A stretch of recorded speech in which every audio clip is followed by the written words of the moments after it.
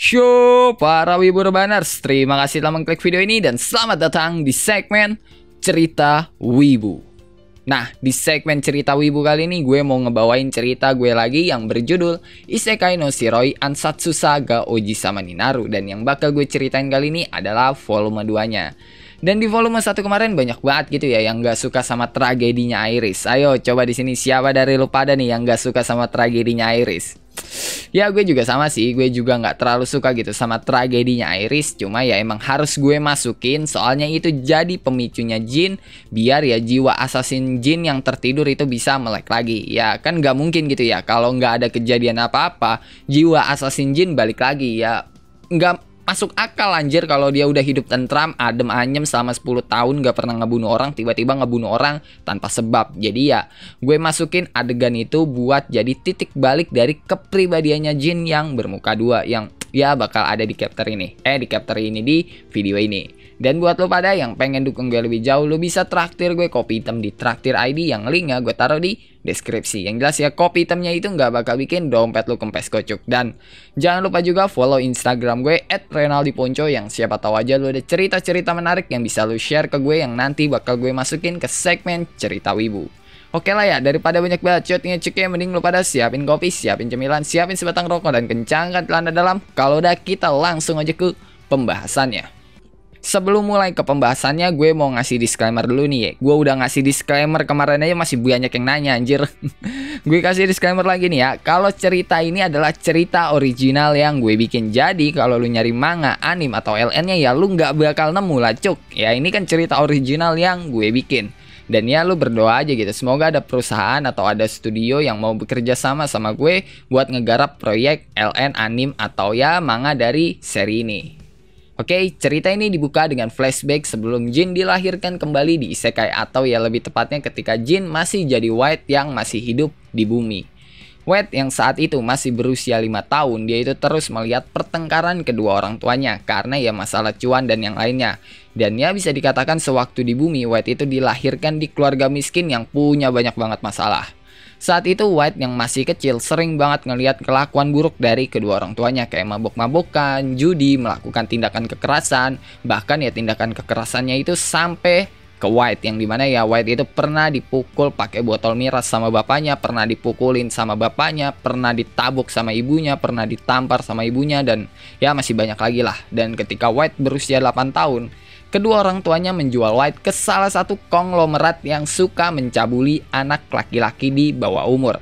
Singkatnya, si konglomerat adalah seorang gay sekaligus pedofil. Apalagi wajah White itu ya bisa dibilang lumayan ganteng lah, yang ngebuat konglomerat itu seneng banget. Dan semenjak itu kehidupan White bagaikan di neraka karena ya dia setiap hari dapat pelecehan seksual dan tindakan kekerasan dari konglomerat itu, yang akhirnya ngebentuk kepribadian White sebagai seorang psikopat.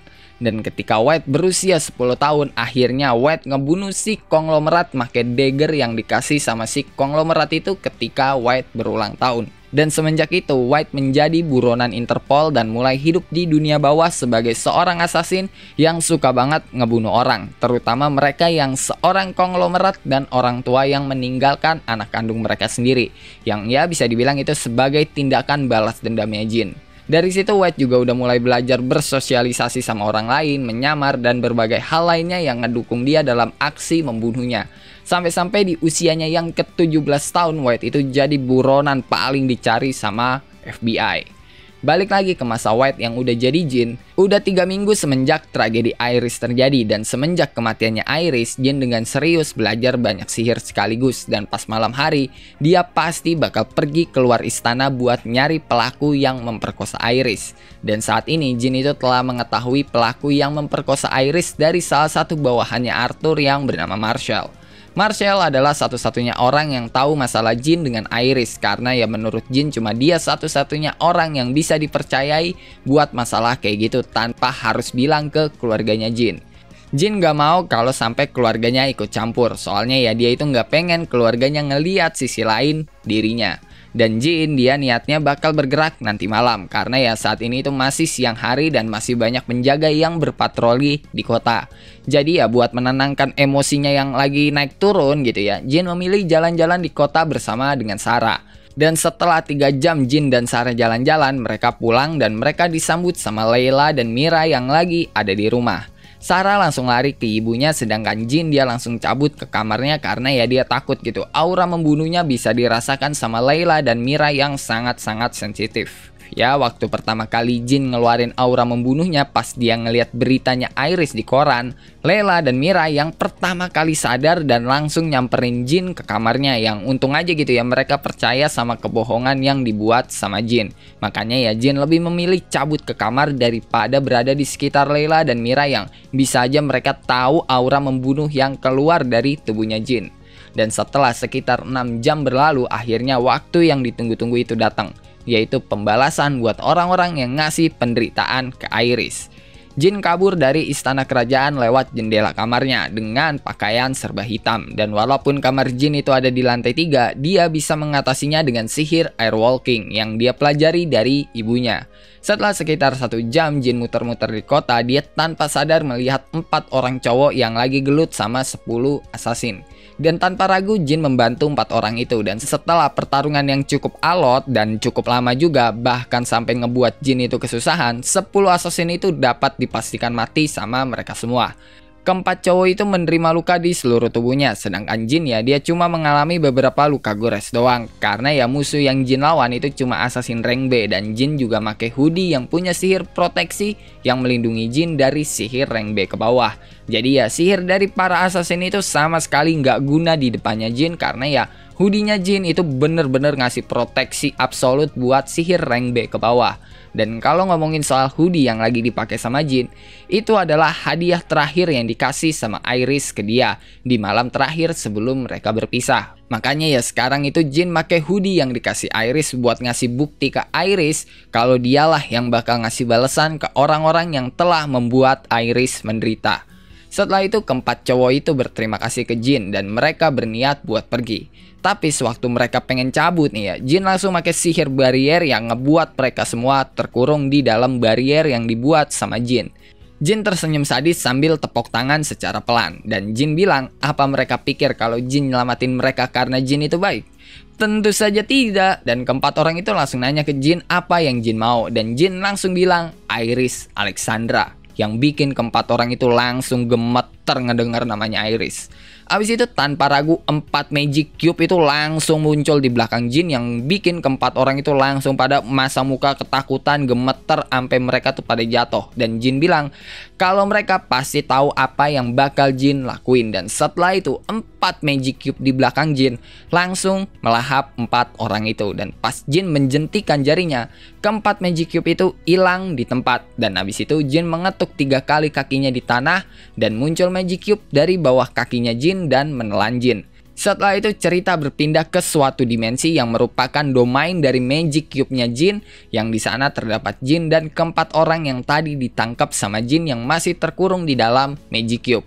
Abis itu Jin bilang kalau dia bisa melakukan apapun yang dia inginkan di domain magic cube-nya. Jadi ya lebih baik 4 orang itu bilang gitu siapa yang menyuruh mereka membunuh Iris. Tapi keempat orang itu tetap diam dan Jin langsung menjentikan jarinya yang ngebuat keempat orang itu langsung teriak kesakitan karena merasakan rasa sakit yang lebih mengerikan daripada rasa sakit dari ritual second origin. Setelah beberapa detik Jin menghentikan siksaannya dan nanya lagi siapa yang menyuruh mereka. Tapi mereka nggak jawab lagi dan Jin menyiksa mereka lagi dan itu terjadi sebanyak 7 kali. Setelah itu salah satu dari mereka bilang kalau mereka nggak tahu siapa yang menyuruh mereka. Karena saat itu orang yang menyuruh mereka untuk membunuh Iris itu pakai seorang pengantar pesan. Abis itu Jin nanya ciri-ciri dari pengantar pesan itu dan dijelasin sama salah satu dari keempat orang itu. Dan biar gampang keempat orang yang ditangkap sama Jin itu gue sebut geng badut aja ya. Karena dari tadi nih gue salah mulu nih nyebutinnya nih. Lidah gue kepleset mulu anjir. Setelah itu Jin nanya assassin yang tadi menyerang geng badut itu disuruh buat ngebunuh geng badut kan. Yang dijawab sama salah satu dari mereka ya mungkin gitu. Mereka nggak tahu pastinya juga. Tapi ya Jin yang denger itu udah yakin banget lah kalau assassin yang tadi diutus itu buat ngebunuh para saksi. Terutama para geng badut. Habis itu Jin menjentikan jarinya sambil bilang, aku lupa ngasih siksaan ke kalian yang udah memperkosa Iris. Jadi selamat menikmati siksaan kalian sampai akhir hidup kalian. Setelah itu kalau lu mau cerita ini cepet lanjut, lu bisa bantu gue dengan cara traktir gue kopi hitam di Traktir ID yang linknya gue taruh di deskripsi. Dan yang jelas ya, kopi hitamnya itu nggak bakal bikin dompet lu kempes kucuk. Nah, abis Jin menyiksa para geng badut gitu kan ya, Jin mengeluarkan magic cube dari bawah kakinya sambil ninggalin si geng badut yang pada teriak kesakitan karena merasakan rasa sakit yang 100 kali lebih sakit dari yang tadi mereka rasakan. Setelah itu cerita berpindah ke siang hari di ruang kerjanya Arthur, yang di sana ada Arthur, Layla, dan Mira yang lagi ngobrol. Nggak lupa di situ juga ada Rocky, tangan kanannya Arthur yang lagi ngurus beberapa dokumen, terus ada Marshall yang merupakan pemimpin intelijen kerajaan dan Bernino yang merupakan akuntan kerajaan. Abis itu Arthur nanya ke Mira, gimana kehidupan Mira setelah lulus dari akademi, yang dijawab sama Mira kalau dia pengen jadi pasukan intelijen kerajaan. Dan Marshall yang denger itu langsung nyeletuk, apakah Tuan Putri mau belajar dari saya? Yang dijawab sama Mira kalau dia nggak bakal nolak jika Marshall mau ngajarin dia secara langsung. Abis itu Layla nanya ke Mira, apa alasan Mira pengen jadi pasukan intelijen? Yang dijawab sama Mira kalau dia pengen ngedukung Ferdi ketika Ferdi jadi raja. Dan Mira bilang lagi, semua anak-anaknya Arthur itu pada tahu susahnya jadi seorang raja itu kayak apa. Makanya ya, mereka menolak jadi raja, dan jika salah satu dari mereka jadi raja, yang lain bakal ngebantu. Itulah kesepakatan yang dibuat sama anak-anaknya Arthur. Arthur dan Layla yang denger itu tersenyum, dan Layla juga bilang pantes gitu Jin ngotot buat belajar sihir. Jadi ya dia pengen gantiin posisi Layla sebagai pemimpin penyihir kerajaan. Yang dibalas sama Mira, ya begitulah. Abis itu Arthur nanya di mana Ferdi dan Jin, yang dijawab sama Mira kalau Ferdi mungkin lagi ngobrol gitu sama Fenrir, sedangkan Jin ya seperti biasa dia lagi ngurung diri di perpustakaan. Abis itu Arthur bilang ke Marshall buat ngawasin Jin karena ya takutnya Jin bikin onar lagi. Yang tugas itu langsung dilaksanakan sama Marshall yang langsung cabut buat nyamperin Jin. Setelah itu cerita berpindah ke Jin yang lagi ada di perpustakaan, yang lagi belajar sihir seni membunuh dari buku yang 3 tahun lalu dia temukan di perpustakaan. Dan saat ini usia Jin udah 13 tahun dan dia udah memasteri banyak jenis sihir sampai-sampai dia dapat julukan Magic Swordsman termuda di kerajaan Pendragon. Dan juga udah 2 tahun semenjak Iris dibunuh. Tapi ya dia masih belum bisa menemukan dalang dari orang yang membunuh Iris. Semua saksi yang membunuh Iris termasuk orang yang mengantar pesan juga udah mati secara misterius. Padahal ya Jin belum menyentuh mereka sama sekali.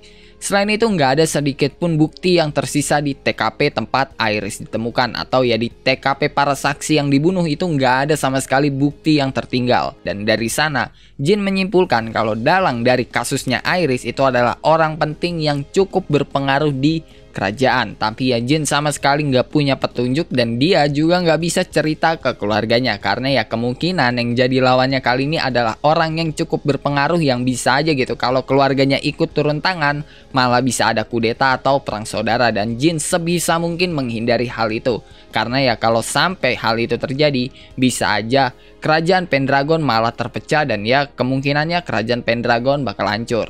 Tapi ya selama 1 tahun ini Jin gak diem aja gitu. Dia suka menyelinap ke ruang kerja bapaknya buat nyari bukti. Dan pas malam hari Jin juga menyusup ke beberapa rumah bangsawan. Tapi ya hasilnya masih nihil. Jin sama sekali gak menemukan bukti apapun. Dan ketika Jin lagi istirahat, Marshall masuk ke perpustakaan dan nyamperin Jin. Marshall bilang, Tuan muda belajar sihir membunuh lagi. Yang dijawab sama Jin, rahasiakan ini dari keluarganya. Yang disetujui sama Marshall. Abis itu Jin nanya, apakah Marshall udah menemukan petunjuk orang yang membunuh Iris, atau ya bisa dibilang dalang dari orang yang membunuh Iris. Yang dijawab sama Marshall, kemungkinan salah satu dari orang-orang ini. Marshall ngomong kayak gitu sambil ngasih beberapa dokumen ke Jin yang langsung dibaca sama Jin. Abis itu Jin bilang ke Marshall kalau dia bakal bergerak malam ini. Jadi tolong buatin suatu alasan ke Arthur biar dia bisa bergerak malam ini.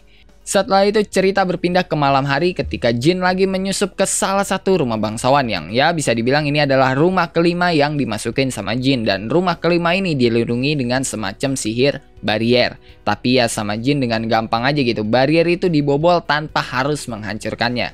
Jin pakai salah satu sihir seni membunuh yaitu Break Not Break, suatu sihir yang ngebuat Jin bisa melubangi barier tanpa harus merusak barier. Ya sihir yang berguna banget lah bagi seorang assassin yang pengen nyusup ke rumah bangsawan yang dilindungi sama sihir barier.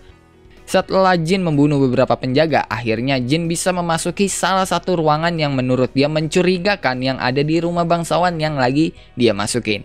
Dan setelah Jin masuk, mata Jin langsung melotot gak percaya dan mulutnya itu tersenyum karena ya di depan matanya banyak banget foto Mira, kakaknya Jin. Dan Jin yakin banget ini orang ngefans banget gitu sama Mira. Sampai-sampai foto Mira itu ada di mana-mana. Jadi ya Jin kayak, hah? Nih bener nih rumah bangsawan kayak gini. Itu yang ada di pikirannya Jin. Tapi ya akhirnya Jin bodo amat selama bangsawan itu nggak mengganggu Mira. Setelah itu Jin berniat buat kabur. Tapi dia nemuin sebuah kertas yang dibuang di tempat sampah. Jin ngambil kertas itu dan pas Jin baca dia tahu ada yang salah sama suratnya. Karena ya Jin merasa ada semacam sihir ilusi di suratnya. Makanya ya Jin langsung pakai sihir Break Illusion. Sihir yang bisa menghancurkan ilusi. Dan benar dugaan Jin gitu. Karena ya setelah dia pakai Break Illusion, tulisan di surat itu berubah secara total. Dan pas Jin baca dia langsung tersenyum sadis sambil bilang, berani-beraninya kau bermain-main denganku bajingan. Ya, di kertas itu tertulis siapa yang menjadi dalang dari kasusnya Iris. Ya, emang bukan bangsawan yang ngefans sama Mira, tapi bangsawan lain. Cuma Jin gak nyangka gitu kalau dalangnya selama ini deket banget sama dia. Setelah itu cerita berpindah ketika Jin baru balik ke kamarnya lewat jendela kamarnya. Dan Jin langsung disambut sama sebuah katana yang mengarah ke lehernya. Dan dengan refleks Jin langsung melompat dan menendang pelaku yang nyoba ngegorok lehernya. Abis itu terjadi pergelutan yang lumayan jomplang gitu ya, karena Jin jauh banget lebih kuat dari assassin yang menargetkan dia. Setelah Jin berhasil menangkap assassin yang nyoba ngegorok dia, Jin kaget banget gak percaya karena assassin itu adalah seorang cewek yang diperkirakan berusia 15-17 tahun. Yang bikin Jin kaget bukan karena gendernya yang seorang cewek, tapi umurnya yang masih sangat-sangat muda tapi skillnya setara dengan assassin rank A. Abis itu Jin nanya nama dari cewek itu, yang dijawab kalau dia bernama Jenny. Jin nanya lagi siapa yang menyuruh Jenny buat ngebunuh dia, yang dijawab sama Jenny, Marshall. Jin yang denger itu langsung tersenyum dan bilang berani-beraninya Marshall main-main sama dia. Setelah itu Jin ngasih penawaran ke Jenny kalau dia bakal bebasin Jenny dengan catatan Jenny harus jadi bawahannya. Yang ditanggepin sama Jenny kalau dia menolak jadi bawahannya Jin, karena ya dia itu seorang assassin independen yang bergerak hanya untuk mencari duit, bukan karena dia suka atau senang ngebunuh orang. Tapi ya Jin gak nyerah gitu aja, soalnya dia gak bisa gitu ngelepas orang berbakat kayak Jenny yang Jin yakin bakatnya Jenny itu sebanding dengan Mira jika dikasih pelatihan yang benar. Dan setelah itu ya terjadi negosiasi yang cukup alot. Dan ya akhirnya Jin mengetahui kalau alasan Jenny jadi seorang assassin itu untuk membiayai panti asuhan yang membesarkan Jenny. Karena saat ini panti asuhan itu tidak mendapatkan tunjangan dana dari Arthur. Tapi ya Jin gak langsung percaya gitu aja, karena dia yakin banget gitu bapaknya ngasih tunjangan dana buat semua panti asuhan yang ada di kerajaan Pendragon. Yang akhirnya ya Jin meminta Jenny buat nganter dia ke panti asuhan itu. Dan pas mereka berdua sampai di panti asuhan yang membesarkan Jenny, Jin gak percaya sama apa yang dia lihat di depan matanya. Karena panti asuhan yang dimaksud sama Jenny itu bener-bener tempat yang gak layak buat ditinggali. Dan Jin yakin banget ini bukan perbuatan bapaknya, melainkan salah satu bawahan bapaknya yang Jin yakin ada kasus korupsi di situ. Tapi yang jelas Jin bakal ngelaporin hal ini dulu ke keluarganya. Karena ya ini kasus korupsi yang sewaktu-waktu bisa ngerembet kemana-mana yang ujung-ujungnya bakal menghancurkan sistem keuangan kerajaan. Setelah itu Jin ngasih penawaran ke Jenny kalau Jin bakal ngasih tunjangan secara penuh ke panti asuhan yang membesarkan Jenny. Bahkan Jin juga bakal ngasih tempat tinggal yang layak buat orang-orang di panti asuhan itu. Tapi ya Jenny harus jadi bawahannya Jin sebagai seorang assassin dan maid pribadinya. Dengar itu Jenny langsung bilang apa Jin yakin. Yang dijawab sama Jin kalau Jenny nggak percaya mereka bisa melakukan kontrak sihir. Dan kontrak sihir itu adalah suatu perjanjian yang bersifat mutlak yang siapa aja yang melanggar kontrak dari perjanjian itu dapat dipastikan bakal mati karena serangan jantung. Dan Jenny setuju sama tawaran yang dikasih Jin. Dan habis itu ya Jin dan Jenny ngebuat kontrak sihir yang bakal mengikat mereka untuk selamanya. Setelah itu cerita berpindah lagi ke pagi hari yang dimana Jin lagi asik-asik tidur gitu ya, dibangunin sama Jenny yang udah make baju maidnya. Jin yang ngeliat itu bilang gak buruk juga Jenny make baju maid, yang dibalas sama Jenny, jangan menggoda aku Jin sama. Setelah itu cerita berpindah lagi ke Marshall yang lagi jalan di koridor istana kerajaan di siang bolong. Tapi ya siapa yang sangka gitu ya, di siang bolong begini Marshall diserang dan ditelan sama Magic Cube-nya Jin yang diam-diam sejak tadi dia tuh udah nungguin timing Marshall sendirian. Setelah itu Jin langsung berpindah ke domain Magic Cube-nya yang di dalam sana udah ada Marshall yang terkurung sama Magic Cube-nya. Marshall nanya ke Jin apa maksud dari tindakannya Jin, tapi bukannya ngejawab, Jin malah nanya balik pakai senyum sadisnya apa benar Marshall nggak tahu. Habis itu Marshall langsung memohon ampun ke Jin sambil bilang dia nggak tahu kalau Iris itu pacarnya Jin. Tapi Jin bilang Iris bukan pacarnya. Dan dia nggak marah gitu ke Marshall, justru dia malah berterima kasih ke Marshall yang telah membangkitkan jiwa asasinnya yang telah tertidur. Tapi ya tanpa Jin duga, ternyata Marshall bisa lepas dari Magic Cube-nya dan nyoba buat nyerang Jin. Cuma yang diserang sama Marshall itu bukanlah Jin, melainkan hanya ilusinya Jin. Dan tiba-tiba dari bawah kakinya Marshall muncul sebuah ledakan yang boom dengan telak banget kena ke Marshall yang sampai mental gitu kan. Dan setelah itu Jin muncul di atasnya Marshall dengan menggunakan sihir Airwalking. Jin bilang kalau dia nggak yakin gitu Magic Cube-nya bakal bisa menahan Marshall. Makanya dia udah menyiapkan banyak jebakan di dalam domainnya. Abis Jin ngomong kayak gitu, tiba-tiba muncul rantai dari bawahnya Marshall yang langsung ngikat Marshall. Jin bilang kalau rantai itu beda dari Magic Cube. Dan emang gitu rantainya nggak sekuat Magic Cube. Tapi karena rantai itu terhubung dengan domain Magic Cube, sangatlah mustahil buat Marshall melepaskan diri. Kecuali jika Marshall punya sihir yang bisa menghancurkan domain Magic Cube. Abis itu Jin nanya apa alasan Marshall membunuh Iris dan menargetkan Jin buat dibunuh. Tapi Marshall diem aja, dia nggak mau jawab. Dan Jin langsung ngebuat Magic Cube yang bentuknya dia rubah jadi pedang. Dan tanpa ragu Jin langsung nusukin pedang itu ke perutnya Marshall. Abis itu Jin bilang kalau dia nggak bakal membunuh Marshall, tapi dia bakal menyiksa Marshall sampai Marshall menjawab semua pertanyaannya. Dan Jin nanya lagi apa alasan Marshall membunuh Iris dan apa alasan Marshall menargetkan Jin. Tapi Marshall masih diem aja dan Jin langsung nusukin pedang baru lagi ke pahanya Marshall sampai pedang itu nancep di tanah. Abis itu Jin nanya lagi dan Marshall masih diem sampai akhirnya total 10 pedang yang Jin tancep di badannya Marshall. Setelah itu Jin bilang kalau Marshall masih nggak mau jawab, dia bakal ngerasain rasa sakit yang lebih menyakitkan daripada kematian. Dan karena Marshall masih nggak mau jawab pertanyaannya Jin menjentikan jarinya dan keluar sengatan listrik dengan tegangan super tinggi dari 10 pedang yang nancep di tubuhnya Marshall. Sampai bikin Marshall yang dari tadi diem doang gitu kan ngeluarin teriakan yang kencang banget yang dikomentarin sama Jin kalau teriakannya Marshall tuh berisik banget. Sambil nahan sakit, Marshall bilang kalau dia bakal ngasih tahu semua hal yang pengen Jin tahu. Abis itu Jin menghentikan siksaannya dan bilang, jadi apa alasannya?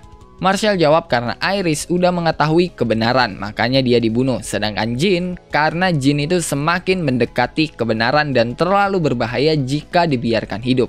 Abis itu Jin nanya lagi, apa maksud dari perkataannya Marshall? Dan pas Marshall pengen jawab, Jin langsung nyuruh Marshall buat berhenti. Tapi terlambat karena Marshall langsung mati terkena serangan jantung. Dan dengan kesal Jin mukul Magic Cube di sampingnya sambil bilang, cih kontrak sihir, lihat aja siapapun dalang di balik semua ini bakal aku bongkar. Setelah itu cerita berpindah ke Jin yang lagi kumpul sama keluarganya. Awalnya keluarganya Jin itu kaget banget pas ngelihat Jin ngebawa Jenny sebagai maid pribadinya. Padahal sebelumnya Jin pasti nolak kalau dikasih maid pribadi. Tapi ya setelah dijelasin situasinya sama Jin, keluarganya Jin ngeluarin reaksi yang berbeda-beda. Tapi yang paling mencolok adalah Arthur yang ketahuan banget gitu kalau dia lagi nahan emosi karena kasus korupsi di panti asuhannya Jenny. Sedangkan Ferdi dia langsung bilang kalau mereka harus bergerak secara hati-hati karena ya bisa aja gitu semua bukti dan saksi pada dimusnahkan. Dan omongannya Ferdi disetujui sama Jin karena ya masuk akal juga gitu kalau mereka geraknya buru-buru bisa aja ketahuan dan bukti sama saksi pada dimusnahkan. Sedangkan Mira dan Layla mereka bilang kalau mereka bakal membantu buat mengurus masalah panti asuhannya Jenny. Dan Jenny dia cuma bisa nahan tangisannya ngelihat kebaikan keluarganya Jin. Sampai-sampai Sarah yang ngelihat Jenny pengen nangis bilang kalau mau nangis nangis aja Kak Jenny, nggak usah ditahan. Dan ya pecah lah gitu tangisan Jenny di depan keluarganya Jin. Dan Jin ya dia cuma senyum doang ngelihat adegan itu. Tapi ya dalam hatinya dia bilang keluargaku adalah cahaya yang bakal menerangi kerajaan ini. Dan karena itu aku yang akan jadi bayangan keluargaku dan aku yang akan menanggung semua dosa keluargaku di punggungku. Dan oke lah, cukup sampai di sini volume 2-nya. Gimana? Bagus nggak? Gue nggak yakin sih kalau ini bagus gitu. Ya lu tulis aja lah pendapat lu di kolom komentar. Dan buat lu pada kalau pengen cerita ini cepet lanjut, lu bisa bantu gue dengan cara traktir gue kopi hitam di Traktir ID yang linknya gue taruh di deskripsi. Dan yang jelas ya kopi hitamnya itu nggak bakal bikin dompet lu kumpes kocuk. Dan jangan lupa ngopi hari ini. Sampai jumpa di video selanjutnya and bye bye.